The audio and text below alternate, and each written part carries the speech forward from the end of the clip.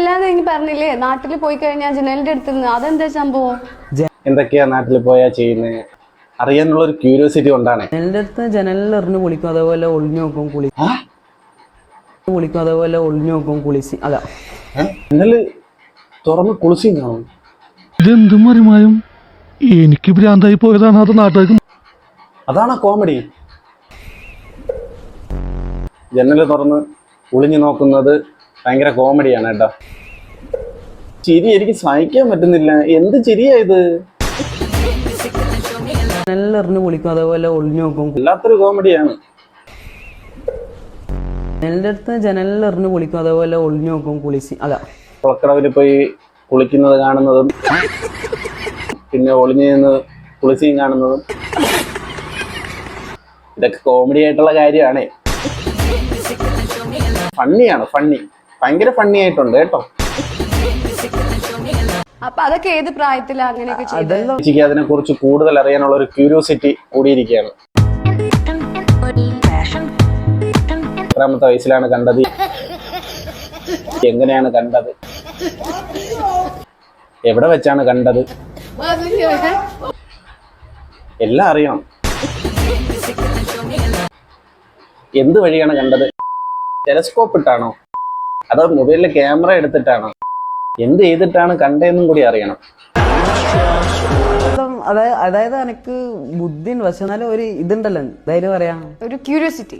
അവന് നല്ല ബുദ്ധിയുണ്ട്, പക്ഷെ ബോധവും വിവരവും അവന് ഇല്ല.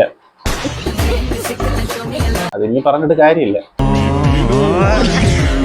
പക്ഷെ നല്ല ബുദ്ധിയുണ്ട് കേട്ടോ. കുനിയാനെല്ലാം മടിയാണ്. കുനിയാൻ മടിയോ? അപ്പൊ കുനിയേണ്ട സാഹചര്യം വന്നാൽ കുനിയും. ബുദ്ധിയുള്ള ചെറുക്കനാണ്. കാര്യം തലയിൽ കൂടി ഒരു ലൈനൊക്കെ ഇട്ടിട്ടുണ്ട്. അത് നല്ല ബുദ്ധിയുള്ള ആൾക്കാർക്ക് അങ്ങനെയൊക്കെ ചെയ്യാൻ പറ്റുള്ളൂ. ഒരു ക്യൂരിയോസിറ്റി, കാണാനുള്ള ഒരു ത്വര, കാണാനുള്ള ഒരു ത്വര പ്ലസ് ചോദിക്കാനുള്ള ത്വര, കാണാനുള്ള ഒരു ത്വര, ഇത് രണ്ടും ഉണ്ട് കേട്ടാ. ഇതൊക്കെ ആരാ ഇപ്പൊ ഇങ്ങനെയുള്ള ആൾക്കാരെയൊക്കെയാണ് ഇന്റർവ്യൂ എടുക്കുന്നത്?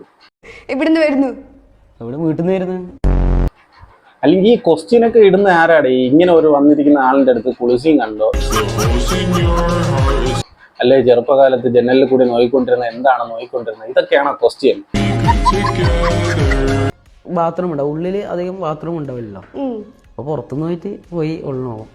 പിന്നെ മംഗല സീനിലുണ്ടാ എല്ലാം എന്തിനു കിട പറയുന്നു. കുളിക്കുന്നു, ആ കുളിക്കുന്നിടത്ത് പോയി ഇവ ഒളിഞ്ഞു നോക്കുന്നു. ഭയങ്കര അഭിമാനമുള്ള കാര്യമാണ് കേട്ടോ ഇവൻ പറഞ്ഞുകൊണ്ടിരിക്കുന്നത്.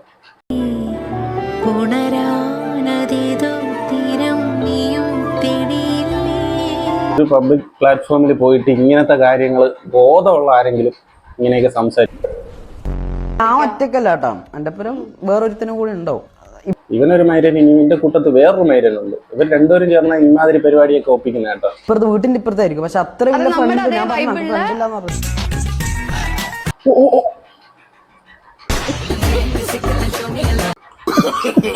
നമ്മളതെ വൈബിള,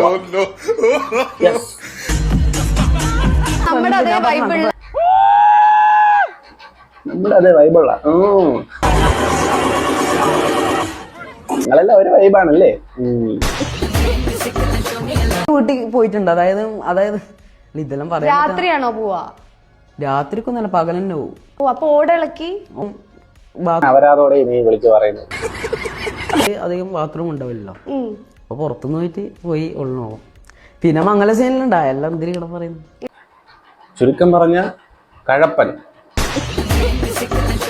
അല്ല, ഇവനൊക്കെ ആരാന്ന് പോലും അറിയാൻ വയ്യ. അവനേക്ക് പിടിച്ച് ഇന്റർവ്യൂ ചെയ്യുന്നു. അതും ഇപ്പൊ ഞാൻ ചോദിക്കട്ടെ, ഇപ്പൊ ഈ +2 ഒക്കെ കഴിഞ്ഞ ഡയറക്റ്റ് ഇപ്പൊ ഇന്റർവ്യൂവിന് ആൾക്കാരെ എടുക്കുന്നുണ്ടോ? അല്ല, എനിക്കറിയാൻ വയ്യ, അതുകൊണ്ട് ചോദിച്ചാണ്. ഇപ്പൊ +2 ഒക്കെ കഴിഞ്ഞ ആൾക്കാരെയൊക്കെ ഡയറക്റ്റ് ഇന്റർവ്യൂവിന് വിളിക്കുന്നുണ്ട്. വിളിച്ചിട്ട് ഇങ്ങനെ കുൽസിതമായ ചോദ്യങ്ങളൊക്കെ ചോദിക്കും എന്ന് എനിക്കറിയത്തില്ല.